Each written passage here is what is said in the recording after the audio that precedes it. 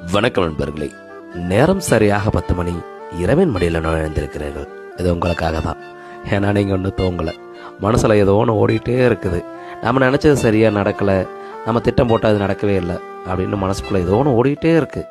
இது உங்களுக்கு மட்டும் இல்லை, இந்த உலகத்தில் இருக்கிறவங்களுடைய பெரும்பாலான பிரச்சனை எல்லாமே இதுதாங்க.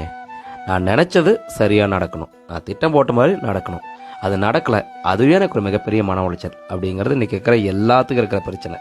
அதிலையும் குறிப்பாக இளைய தலைமுறைக்கு இது ஒரு மிகப்பெரிய பிரச்சனை. திட்டம் போரில் என்னங்க சுவாரஸ்யமாக இருக்குது? வாழ்க்கையை அது போக்கில் விடுறது தானே சரியாக இருக்க முடியும். எதிர்பாராத நேரத்தில் எதிர்பாராதது கிடைச்சா எவ்வளோ ஆனந்தமாக இருக்கும். அதுதானே வாழ்க்கை.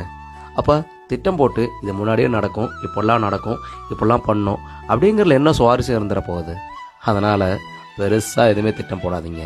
ஏன்னா எல்லாமே இங்கே ஒரு திட்டம் போட்டு வச்சுருக்கு, அதுபடி நடந்துகிட்டு இருக்குது. நீங்கள் அது கேட்டாலும் கிடைக்கும், கேட்கலனாலும் கிடைக்கும். இல்லை இந்த டைமுக்கு எனக்கு வேணும் அப்படின்னு நீங்கள் அழுது அடம் பிடிச்சாலும் கிடைக்காது. உங்களுக்கு எப்போ எது கிடைக்குமோ அது சரியாக கிடைக்கும். அது மட்டும் இல்லாமல் உங்களுக்கு சரியான நேரத்தில் சரியாக கிடைக்கிறது தான் சரியாக இருக்கும். அதனால் எதிர்பாராத நேரத்தில் எதிர்பாராது கிடைக்கும். நிம்மதியாக தூங்குங்க, சரியாக கிடைக்கும். உங்களுக்கு எல்லாமே நல்லதாக அமைங்க.